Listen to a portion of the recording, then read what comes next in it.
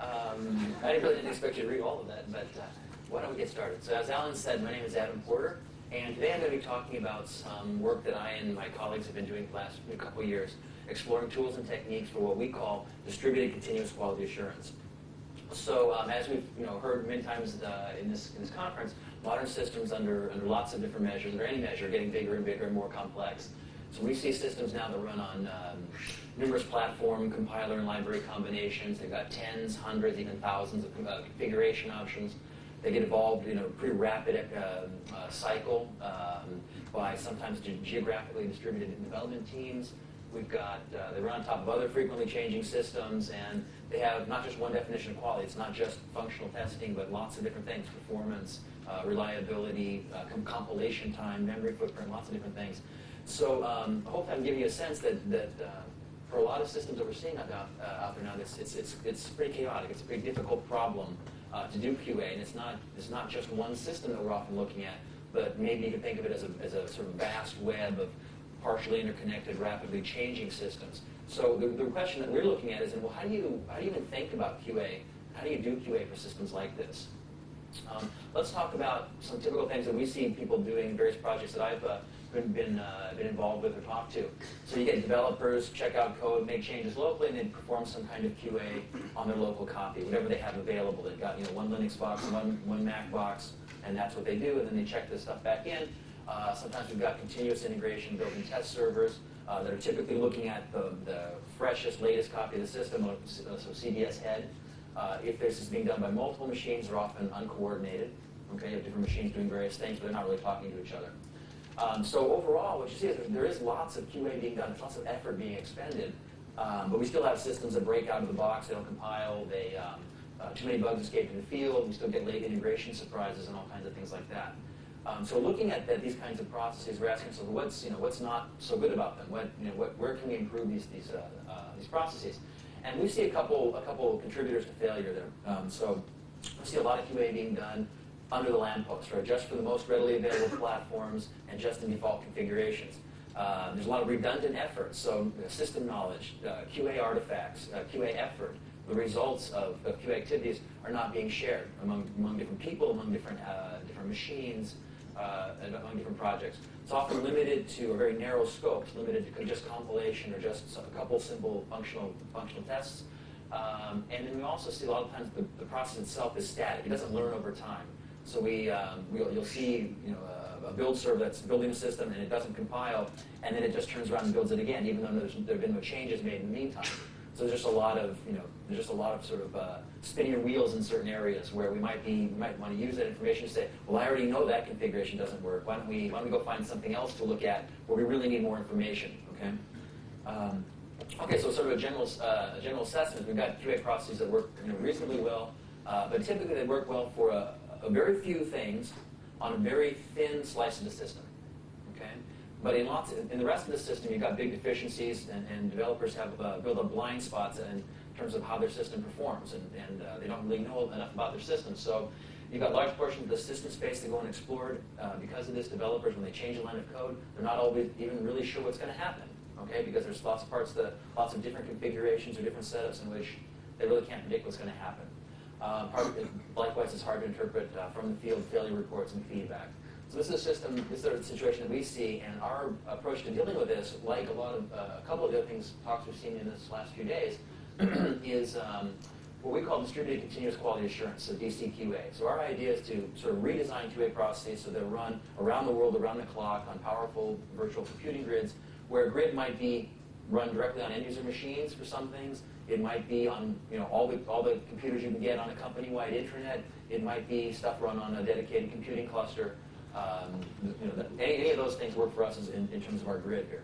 And our general approach then to sort of redesigning these processes is to sort of take some high-level job, chop it up into millions of little pieces, and then hopefully we can intelligently distribute those pieces to remote clients wherever we can find them. Okay? So we'll send out these little partial sub-jobs or tasks to clients.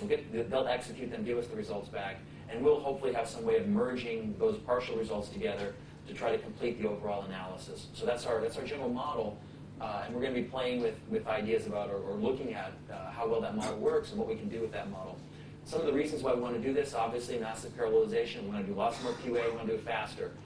We want to do QA at a much broader scale. We want greater access to resources and environments that may not be available to a single developer. Okay, especially things like open source systems. You often have developers with a limited set of resources under their direct control, but the system still runs on lots of other things. So how does that developer know that their changes work, okay, on other resources they don't have? And then finally, what we'd like to do is hopefully to coordinate the effort of all these different QA players so that we can do more sophisticated things. Okay? We can do much more interesting processes by working together on the problem. Okay, so in the rest of the talk, we'll talk a little bit about what we're doing here, and some of the themes you'll see over and over again are we want to leverage developer and application community resources. Okay, we want to maximize task and resource diversity.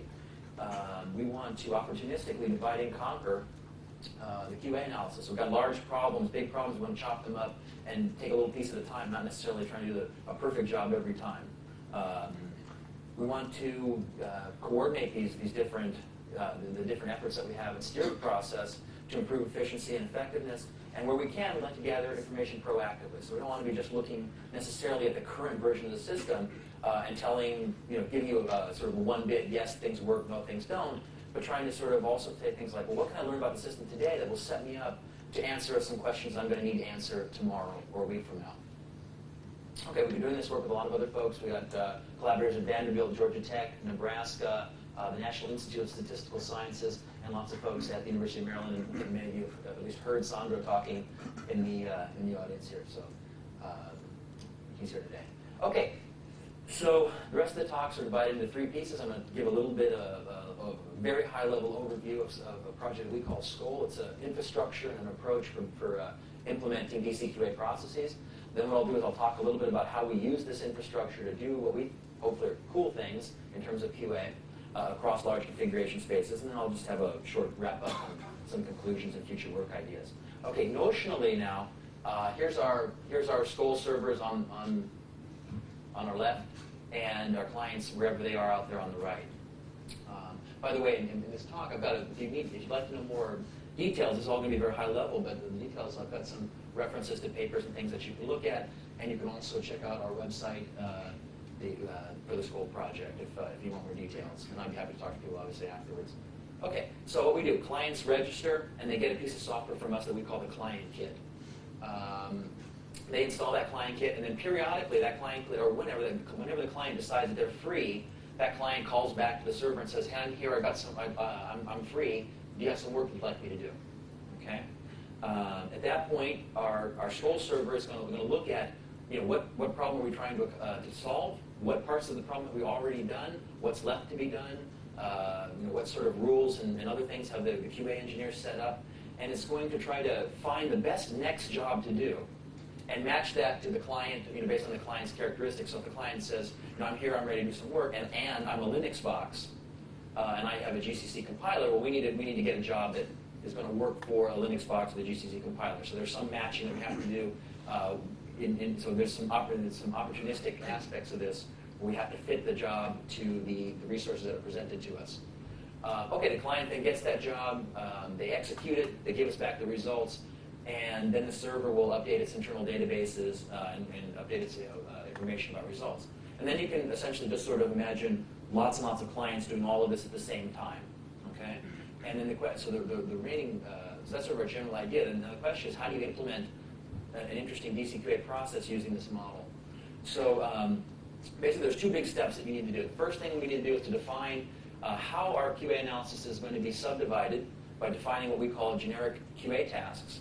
And then you're going to have to define also what's called the QA space, which is the set of configurations in which that generic QA task operates. So the QA tasks themselves are templates.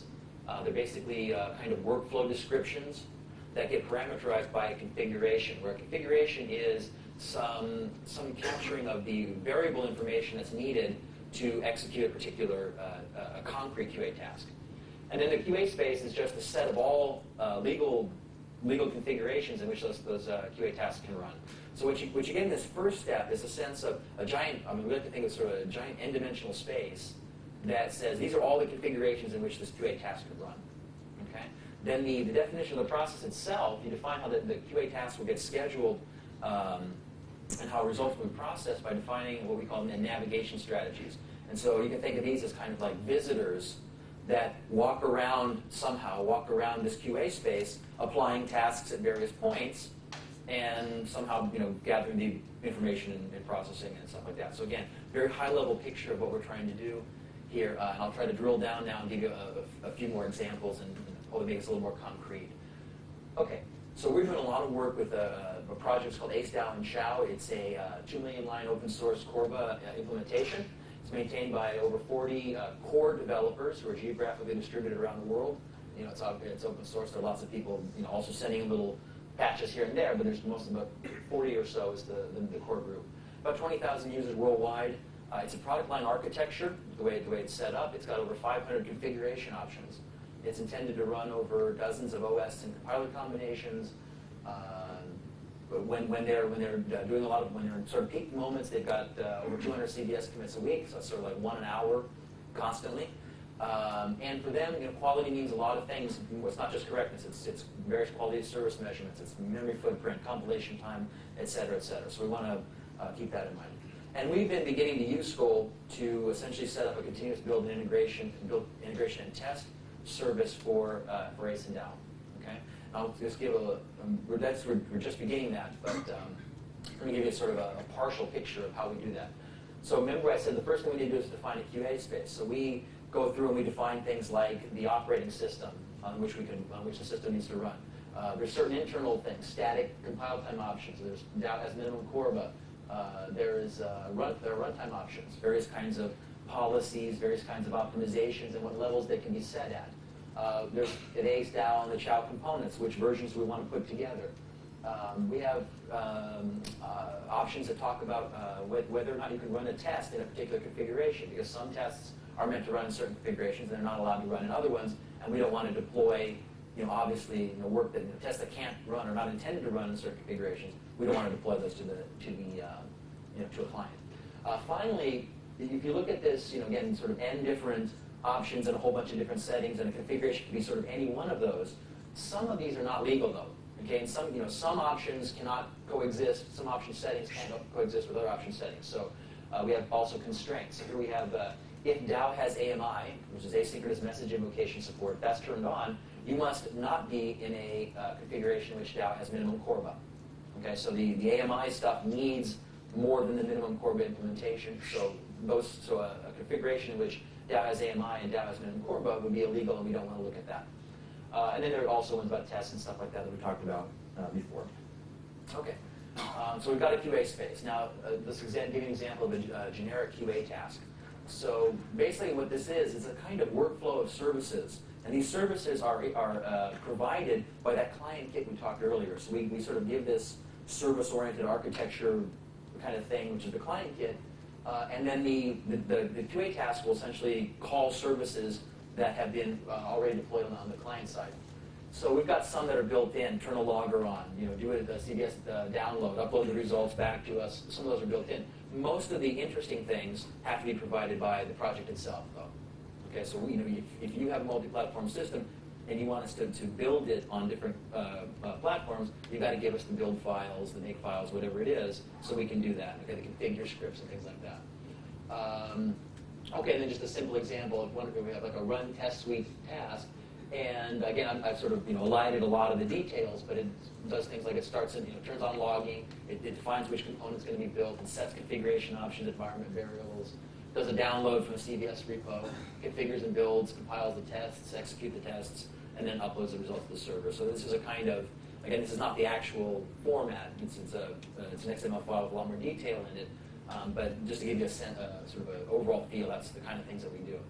Okay, so now we've got a QA space, and we've got tasks to apply in that QA space. And the next question is, in what order, how does this all get put together? So I'm going to give you an example of something else we built, which is a navigation strategy, and it's something that we call nearest neighbor search. So these black dots here represent one valid configuration. Okay, and again, this is just a piece of the whole puzzle, the real system. And then what I've done here is I've drawn an arc between every two configurations, or so any two configurations that differ in the setting or the value of exactly one option setting in the configuration have an arc between them. Okay? So this configuration, if it has k options, k minus 1 are exactly the same as this one, and one of them is different. Okay? So this just gives us a sense of distance between the various configurations. And so you can imagine now clients out there who have downloaded our software, and one of them calls up and says, give me some work to do, and I say, here, take this configuration, go build it and run some tests for me, send some results back. Okay? And let's say it passes. Well, then I'll just mark that with green here. Okay? And then some other client calls in and says, I got some work to do. I'm ready to do some work. What would you like me to do? I give a configuration, and it takes this one over here, and that one fails. Okay? So in this particular navigation strategy, what we do then is we find all the distance one neighbors of that failed configuration, okay, and we make those high priority tests. So if other clients come in who can execute those configurations, we will do that first. Okay? And so we start from there, and we keep seeing, and if the neighbors fail, then we will make their neighbors high priority, et cetera, et cetera. If the neighbor passes, like this one up in the corner, then we're going to stop there. Okay? And then we'll just keep sort of spidering out here. And the intuitive idea is we're going to keep trying to find the border of this failing subspace. Okay? And then this picture will just sort of keep going for a long, long time. But what you'll see is this area here, we've got failing configurations. And it turns out that these ones all pass. Okay? In this particular example. Okay? And so I will not keep going and bore you. One other point here is that if you look at this section over here that had this failing subspace, if we can determine early on, because this can be very large, so if we can determine early on that, sort of what's special about this configuration, if we can model that and sort of understand where it is, we can also then introduce temporary constraints into the model that say, look, I already know this area is broken. You don't have to execute every configuration here to tell me that's broken. I already know that, all right? So let's stop wasting time here. That's why we put temporary constraints in here that say, go look someplace else, because these are now invalid configurations. Okay? And then we can also, in fact, use this later to look at patches. If we think we have a fix to this problem, we can actually negate the temporary constraints and then spawn a new process that looks exactly in that area. So this is sort of just an example of how we use this. Okay. All right, let me, hope you get the general idea here. Now what I'm going to try to do is give a couple other examples of other kinds of async processes we've built with this model, and also talk in a very high level, or just to summarize some of the feasibility studies we've done that apply these techniques and look at how well they work. Okay. So the first thing we looked at was something we call configuration level fault characterization. So the goal is what I was talking about before. We want to help developers not only know where things are breaking, but also, or not only know that things are breaking, but also tell them where. Okay? So we want to be able to say, you get this error message, right? You have this kind of failure when this is true, and this is true about your configuration. You have this other kind of problem when this is true and this is true about your configuration. So we want to not only find the bugs, but also try to give some information to the developers about where it lives. Okay? Our approach then, that we're going to talk about in this stage, is to strategically sample the QA space to test for subspaces where bad things are happening, where compilation fails, where regression tests fail, things like that. And then we're going to take that data, and we're going to feed that to some learning algorithms, AI-type machine learning algorithms, and we're going to try to learn that information. What specific settings of the options explain where this fault is, or can we do that? Okay, so our sampling strategy, our goals here is to try to maximize coverage of the various option setting combinations while minimizing the number of configurations tested. So the point here is that at a certain point, these configuration spaces start to get very large very fast. Okay? And you just can't do everything. So in this particular example, we're going to try to come up with a way to try to really cut down the amount of work that we're going to do. And then our question is, well, does this still give us good characterizations? Does it still help developers find what the problem is? Okay, so our approach is to compute a test schedule using something called the T-way covering array. And in English, a T-way covering array is just a set of configurations in which all ordered T-tuples of the option settings appear at least once in the test schedule. So let's take a simple example where T is 2. All right, so what I want to do is I want to make sure that when I'm done with running all my tests, I have tested every combination, for every 2 options, every combination of the option settings has appeared at least once. So let's take a simple little system here. I've got 3 options, 01, 02, and 03. They have 3 settings each, 0, 1, and 2. And what you'll notice here with these 9 configurations, so reading, this is 1 configuration, 2 configurations, 3, etc.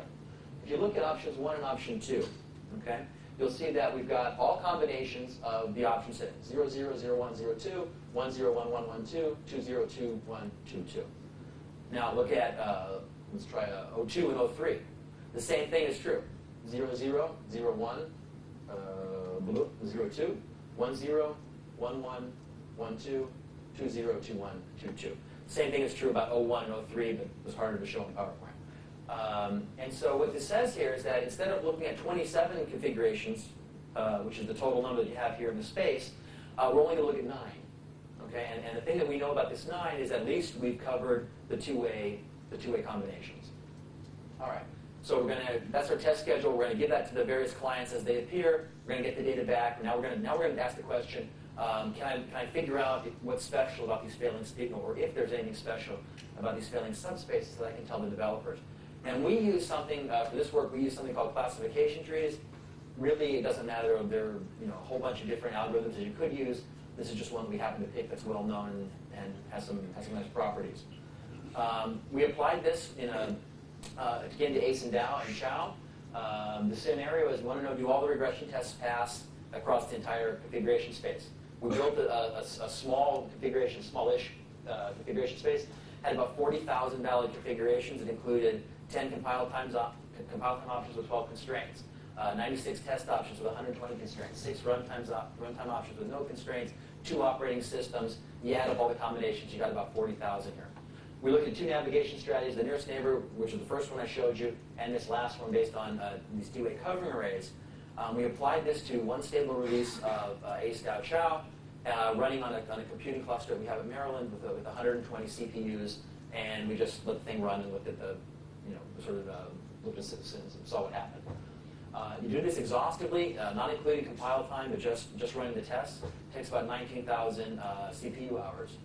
Doing it with the nearest neighbor approach, again, spread out over all the machines, we could do it in about 7-8 days.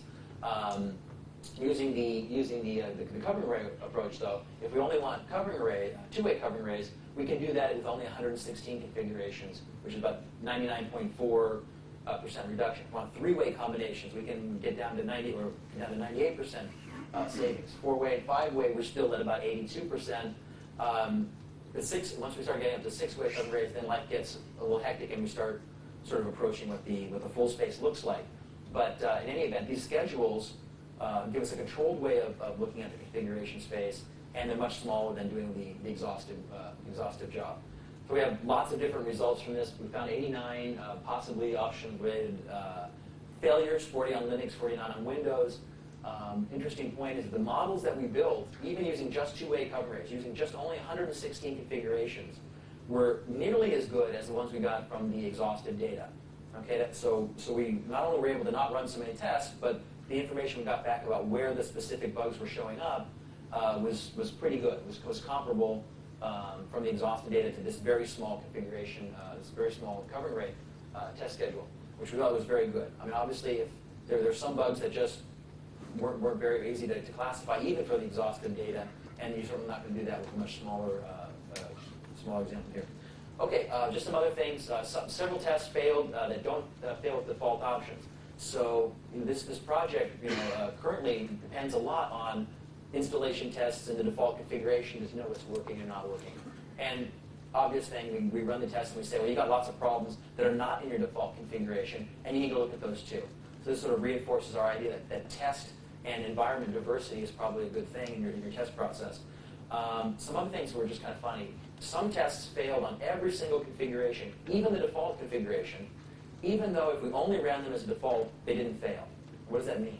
So as soon as basically there was a problem in the option processing code, so as soon as we actually physically put an option on the command line to set, even if it was the default option, some problem was basically hit there, and then things went bad. Okay. So again, it's sort of interesting thing that they're just, if you're only looking at the default configuration on a couple readily available platforms, you really are missing, potentially missing a lot. Some other things that were interesting, we had a couple tests that failed when a particular runtime optimization was turned on. Was turned off. Okay, so when org co-location is no, basically when org co-location is no, objects in this Corba implementation, in this Corba application, have to talk over the network. If you set it to global or per org, then there are times when local objects can communicate just through function calls as opposed to going through the network. And what we found is, as soon as when things weren't talking on the network, they didn't fail. Right? When they did talk on the network, they failed. Okay, so you give that to developers, and it's a pretty good clue. It's something about the way they're moving data around on this network. Okay, so and in fact, it was a problem with the way they were marshaling and unmarshaling data. So again, there's sort of this interesting benefit by giving this characterization to the developers. It helps them to discard. It doesn't necessarily tell them exactly what the problem is, but it helps them discard a lot of other things and improve debugging time. Okay, at this point, basic summary for this thing. Basic infrastructure, the Skoll infrastructure is in place and it's working. Our initial results are encouraging. We've defined large control spaces, performed complex good processes, found many test failures, corresponding to real bugs, some of which the CIAO guys didn't find themselves. The developers tell us the fault characterization helps them in debugging. And another really interesting thing that happened was documenting and centralizing the constraints, the information about which configurations are legal and which ones aren't. It turned out to be an enormous benefit because we'd get the developers in the room and they would violently disagree about what configurations were legal or illegal. So in this sort of distributed open source type environment, it turns out that there's a lot of knowledge with the system that ends up being dispersed among the different players, and it's not in any one place and nobody really knew it. So this was sort of an interesting point that once we were able to centralize this, the developers actually had to hash out a lot of issues about which things really were legal and which ones weren't, right? Because before that, you had developers writing code for configurations that couldn't exist, and they had other people leaving out stuff because they thought a configuration was illegal when in fact it was really legal. So, so there was this problem there. Okay, so some ongoing extensions. We're continuing to do this work on ASTAO and CIAO and trying to expand our QA space for this process. So the stuff that we've done online with the ASTAO and CIAO project now is very small, just a very small number of options that we're looking at, and we're in the process of expanding that and want to see how far we can go with that as a live test of our ideas. We're also looking at expanding this model for platform virtualization.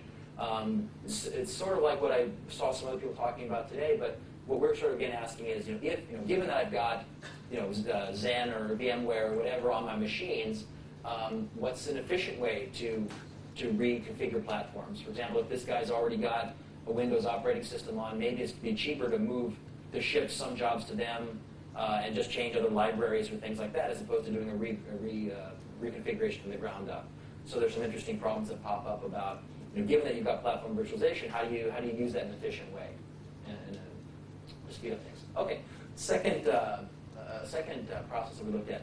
So the first one we looked at was had to do with testing, functional testing. We also think we can use these same kind of ideas in certain ways for performance. So our goal here was to quickly determine whether a software update degrades performance. Somebody asked about that question earlier this morning. And our approach is to proactively determine a small set of configurations on which to estimate performance across the entire configuration space. So we don't want to benchmark the entire configuration space. We want to find a nice small subset, benchmark those, and get a good estimate of the performance across the entire space. Then we do that proactively. Now that's before anybody has made any changes to the system. Okay. Later on, when the actual change happens and you're checking that in, then we want to basically benchmark that small set we just determined before. We'll call it a screening suite. So we want to benchmark the screening suite and look at the performance estimates and decide have things changed or not based on the last update. Okay. Okay. So let me give a little more detail about that process. So the way that we find this little screening suite is by basically defining a statistically designed experiment using something called the screening design, although you can use other approaches. And the idea is to say, well, given all these options, which options and maybe interactions among the options effectively define the estimate of performance? Which ones are important and which ones are noise from the perspective of a particular performance metric? We execute the plan across our QA grid. We analyze the data. We find the important options.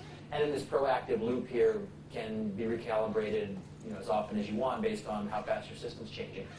On the reactive side, so once we've got this screening suite information, now the software changes. What we're going to do then is we're going to evaluate all combinations of those important options of that screening suite while we randomize the rest, because we've already determined that the rest are noise for our purposes. Okay? So we're just going to look at all combinations of this small set that we came up with, and then we're just going to compare the distributions. And if they've changed, that should be a signal. If they've changed in a bad way, that should be a signal to you that there's something has happened and you need to investigate further. Okay? All right, does this actually work, though? So we had, again, a little study with the ACE-Chow group. They had some changes to how they handle message queuing, and they wanted to know, does this degrade performance? So they identified for us 14 potentially important binary options, things that had to do with messaging and communication. So there's about 16,000, 16,300, whatever, different configurations to look at, and they were various kinds of runtime options and things like that. Various questions about when they purge certain queues and all this other kind of stuff. And there's more.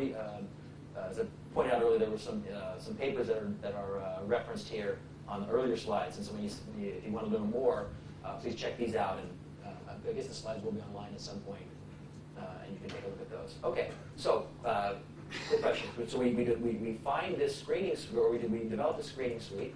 Okay. And the first question is, does it really return the right information about which options are important or not? Okay. So what we did is, this is the full data set, and we look at the option effects, and then we sort of sorted them by effect size. And what you see is that B, J, I, C. So B and J are clearly important. They clearly affect latency in this case. I, J, and F possibly affected. All the rest are pretty much dead. They pretty much don't do anything. Okay. So those 5 options, B, J, I, C, and F, are going to become our screening suite. Now the question is, when we actually run our screening design in order to compute this screening suite, did we come up with the same information? And what we have here then is the outcome of running just 128 carefully chosen configurations as part of our experiment or screening design. And what we find is, in fact, B, J, I, C, and F show up as having the right levels of importance, just like we thought. And again, we did this instead of running 380 configurations. We did that with just 128. So it's a highly efficient, statistically based process for coming up with these options. And then this gives us a sense that that part of the approach worked. Okay. Now the idea then was, well, when the software changes, we're going to benchmark just those 32 combinations of the screening suite. And supposedly this is going to give us a good estimate of performance across the entire configuration space. Okay? So what we did here is we actually benchmarked everything, which is on this horizontal axis, and then we benchmark just the 32 configurations in our screening suite.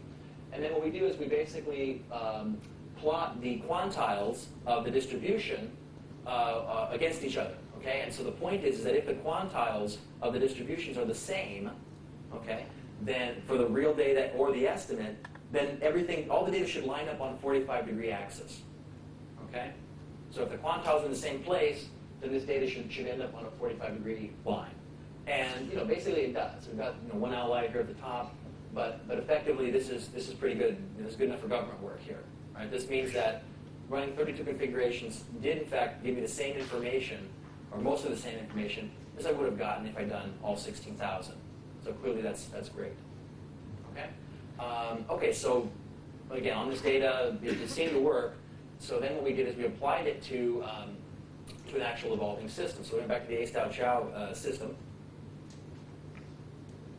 We went back to the release that we looked at when we built our model, and then we basically took a CBS snapshot of the system every night for about 14 days. And we ran our screening suite on that. And what we plotted here then is the performance distribution, the actual performance distribution of the, actually this is the full data here. This shows us the actual distribution of the full data across these 14 days. And what you see then is the first 2 days, if we sort of assume that this is the baseline, third, fourth, and fifth day, latency starts to creep up, which is bad, okay? And then the 6th day, things really go haywire. Okay. Applying our approach, what we found was a couple things we found out. Developers in their records noticed the deviation just on this day and not before. And in fact, they only noticed it because they got lots of irate emails and phone calls and stuff like that. Okay, so people were just calling up, screaming, "Oh my God, what have you done? You've broken things very badly." Their benchmarking that they did, they weren't too worried about it because they saw sort of like a 5% drop in latency. When really, as we see with our information, it's more like around 50% drop. Okay, so our approach, we think, basically, does a good job with the estimation, and it found the problems earlier than what the ACE and CIAO guys were able to do. So we think here we got a cheap process that gave us information early and better than what they were doing, and so that's sort of a win. Overall, a summary of this part. We've got, we think the reliable effects screening process is an efficient, effective, repeatable approach to estimating the performance impact of software updates. In this case, it was effective in finding actual degradations in real data. A very interesting thing from our perspective is that it actually cut the benchmarking work by a factor of 1,000. So these were fairly short benchmarks, but instead of taking, 2 CPU days to compute the full, all benchmarking, benchmarking of all configurations, we were able to do just these 32 configurations in 2 minutes. I'm sorry, 5 minutes. In 5 minutes. So now this process goes from being, because we did the hard work up front of finding the right important options, this thing goes from something that's like a special deal that you got to set up for 2 days worth of work to something that's fast enough to be part of the check-in process. And again, that's something that we think we really want to push this idea of doing things proactively so that you can get a nice time-bounded answer to QA questions when you really want them. Okay, and so this is sort of our first example of doing that, and we're really happy about that. Okay, ongoing extensions. We're working with some statisticians. We've come up with a new experimental design process called Pooled ANOVA, which we think will be better than the screen designs, a little safer and fewer assumptions. We're also looking at things like where we've got these sort of multi-tiered component-based systems. We often find that in order to get some outcome, setting an option at level 3 also requires you to do something else at level 1 or level 2. And often these, since these components are often built by different people, the application guys that are integrating this stuff don't know that. Okay? So we want to use a similar kind of process to sort of look for interactions across these layers. So you can sort of think about this as a kind of configuration advice kind of system that we're starting to want to play with that idea. Okay, last little piece is something called code level fault modeling. And this is something that's, before we were talking about in our first little process, we were talking about configuration-related problems. Here we're going to try to get down into the code itself. And here you'll also see that our notion of a QA space is no longer runtime configuration options or static configuration options, or the things that you think about as being sort of traditional configurations. It turns out it's actually going to be looking at which things we measure in the system. Okay, so I just want to give the sense that our approach is limited strictly to the traditional sense of configurations. It can be used for other things as well. Okay, so our idea, we want to automatically gain code level insight into why and when specific faults occur in the field, and we're going to be focusing on fielded programs here.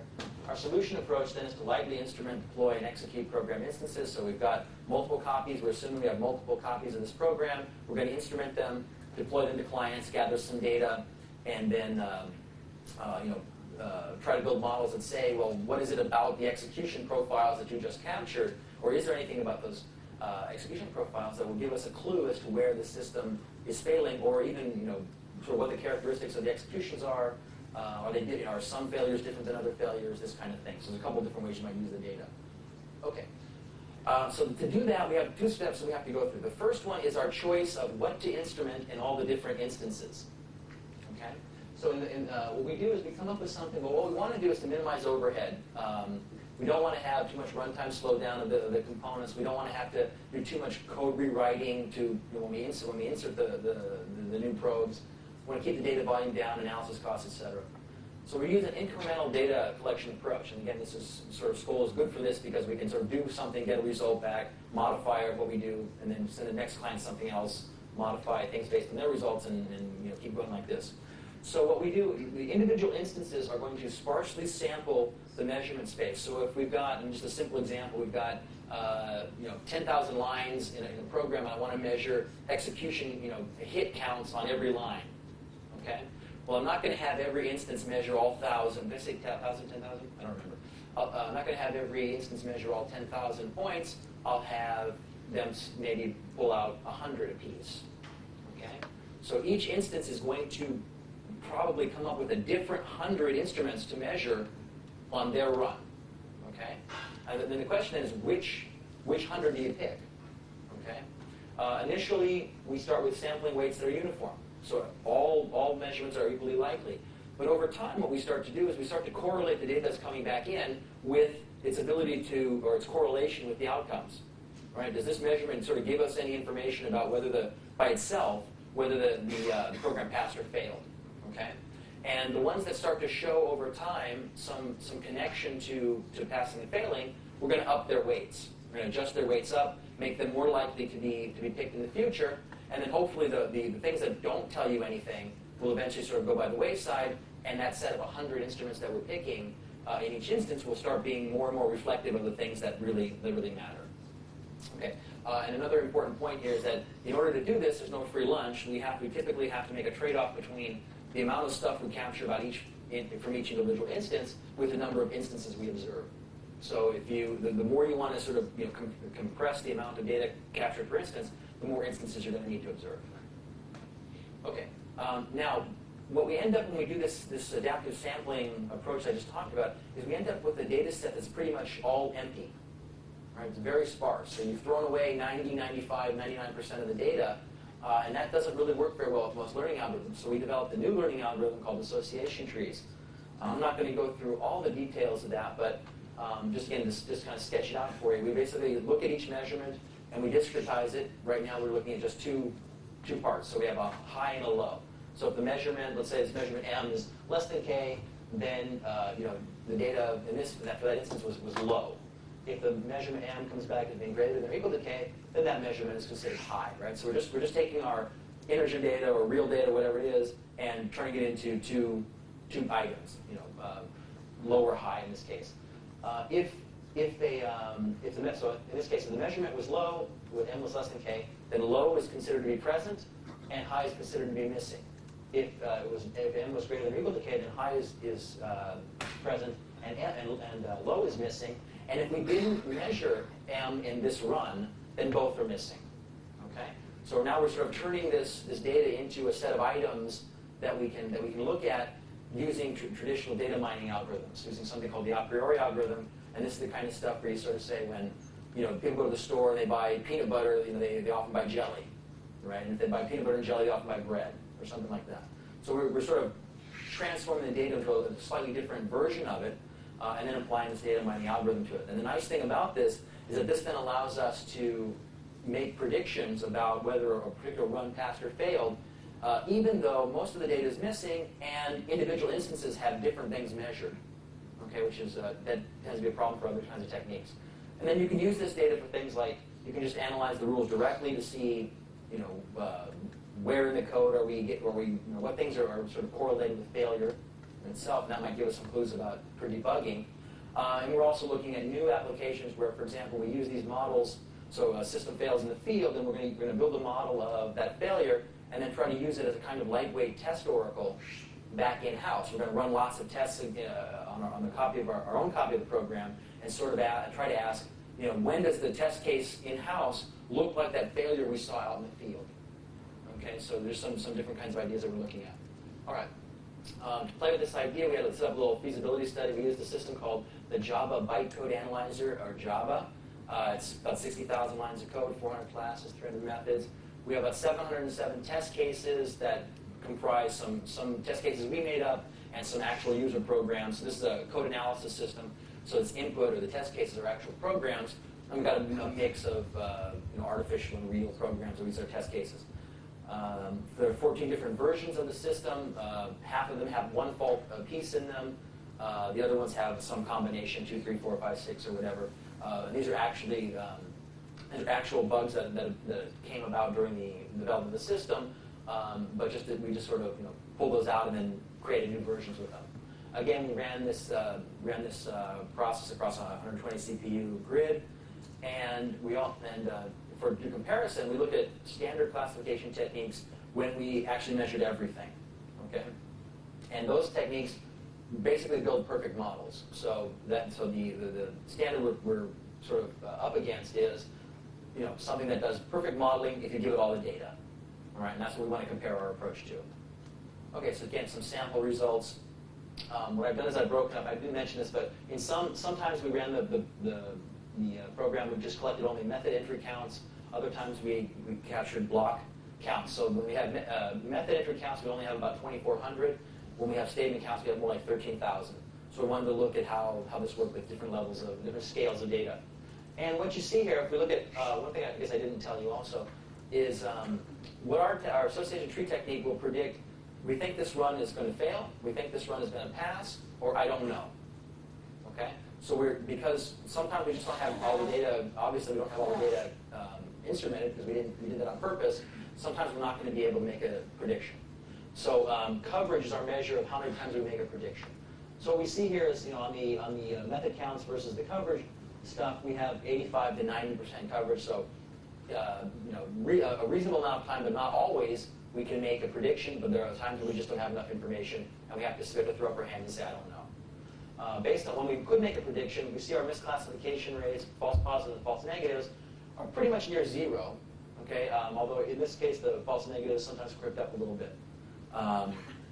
But in any event, we got, I would say, good models here.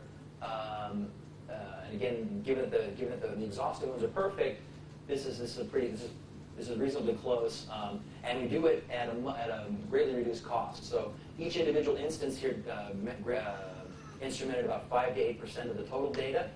We ran about 4 times as many observations with this thing as we did with the exhaustive data.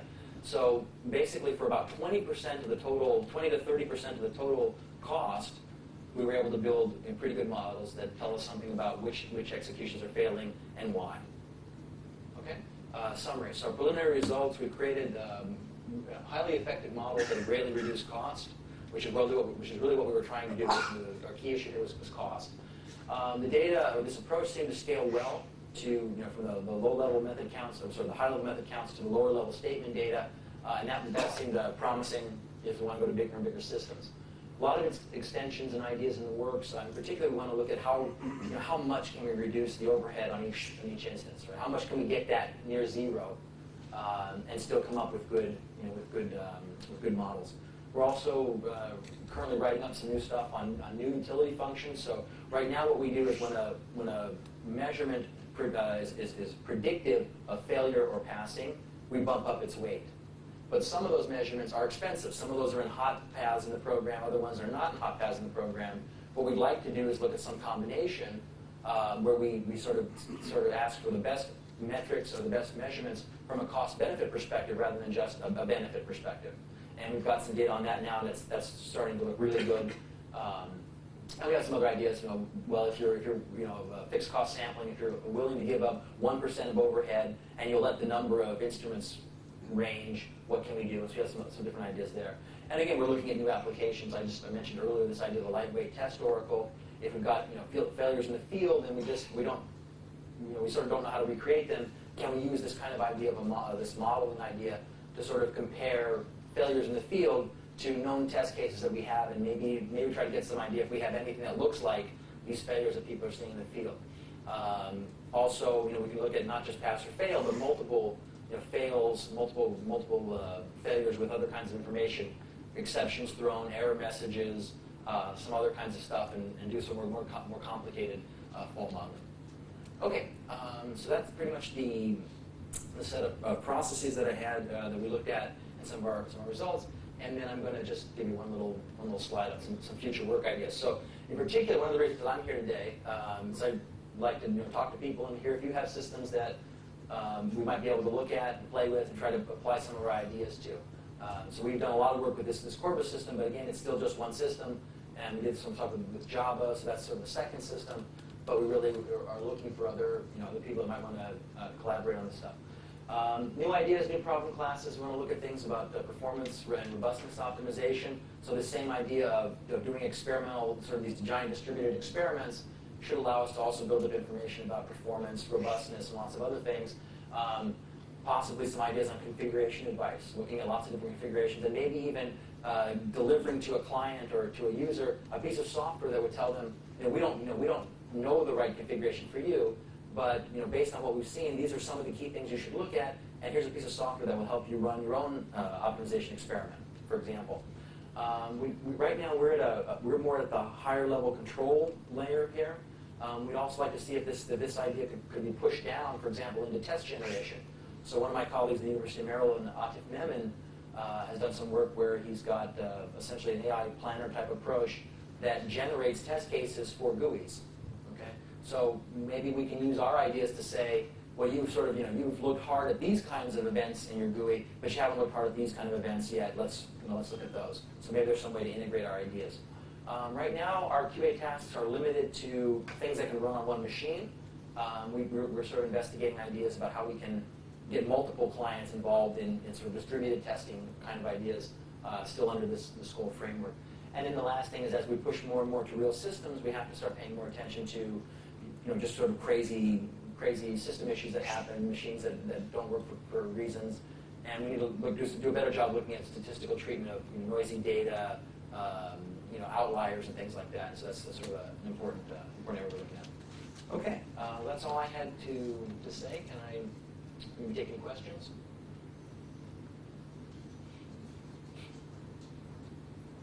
Hi, I'm Xavier Gréan from CERN.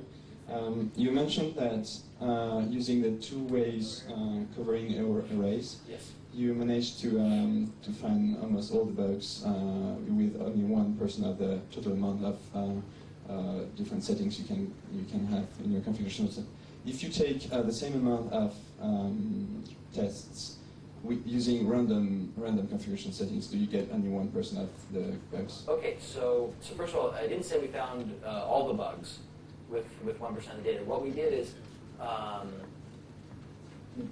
is the right word here? We looked at things that might be related to configuration options. So we actually, there were things that failed to say one time in 20,000 configurations, whatever that was, 60,000 configurations.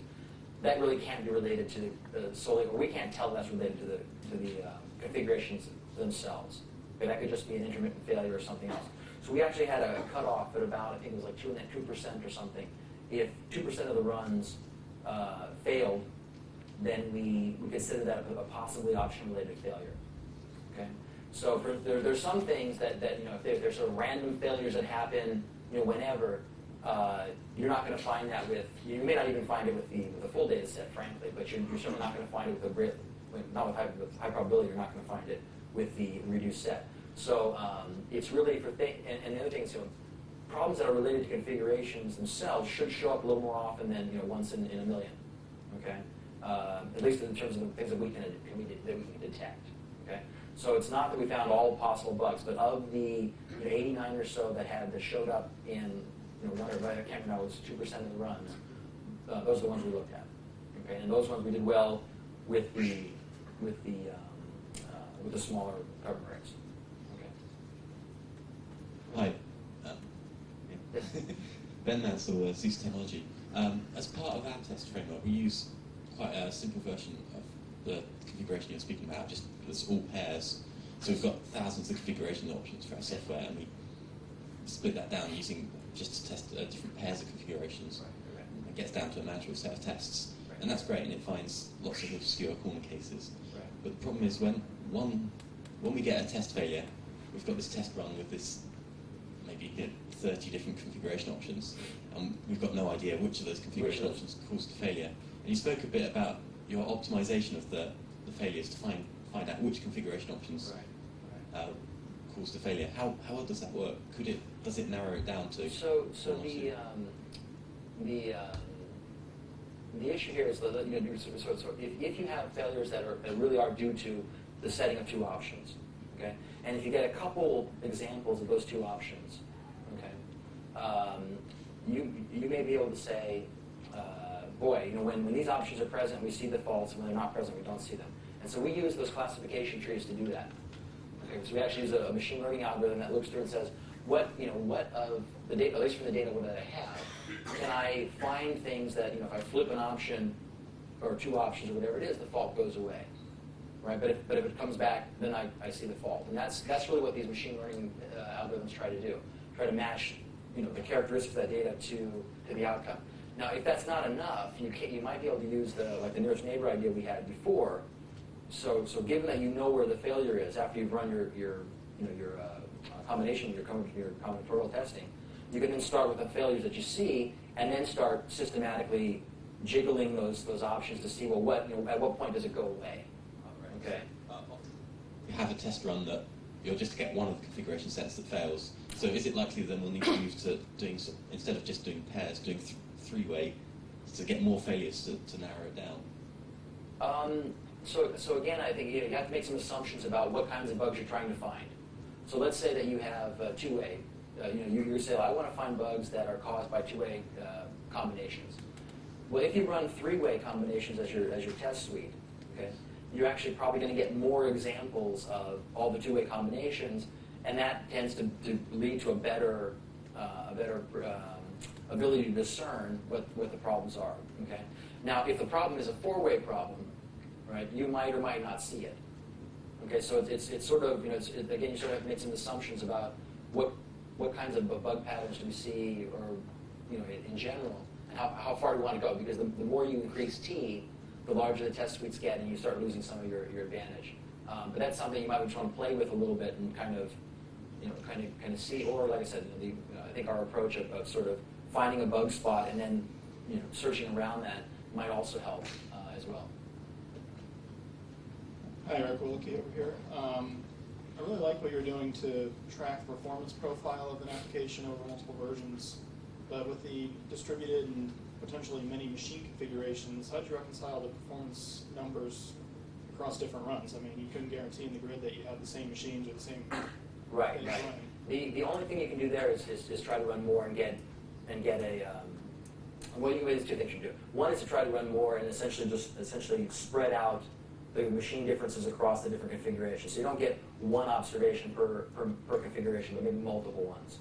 Okay. So earlier today, the woman from Google talked about having like 5 runs of a test case, and making sure you get a little more statistical sampling there. Okay. That's one thing you can do. The other thing is if you know that certain certain platforms are just very different than others, you may just want to separate these into sub-experiments and do them separately. And again, if you know from your experience that those things are already so different, there's no value in comparing them directly, that's probably a good thing to do. Did the existing experiments take that into account, or did you have similar machines? No, in this case we had similar machines. We had, this was our computing cluster that we'd set up with, so we have this, basically 120 Dell boxes, in a rack, and they can be, some are running Windows, some are running Linux, but within a particular operating system, they're more or less the same, even though there were some differences, but they were essentially the same. Curtis Poe, Pearl Foundation. With you running this code in so many boxes, what about the security implications, both malicious and accidental? Yeah, honestly, what security problems? We really haven't concerned ourselves too much with this at that point. I mean, it's clear to us that as we go to more projects and more real situations, we're going to have to do that. But really, as a research project at this point, our initial concern is, do the ideas work at all? And then we're going to have to get to some of the security things later. So some ideas we've been playing with is, like I mentioned, we're starting to look at platform virtualization for some things where we can run our programs essentially in some sandboxes effectively. But for some of the stuff like the code level fault monitoring that you really want to do at the user level, at the end users, at that point it's volunteer computing, and it's just like if I don't know, if the Martians from Stay at Home did something malicious to the code just that we couldn't find them, you've really sort of given that up already. But so we're not really, that's not really where we're focusing on. But we clearly need to spend some time thinking about that as we go forward. But we haven't really. It's really not part of our model at the moment. So we've got questions off there, but thanks very much, Adam. Okay, thank you.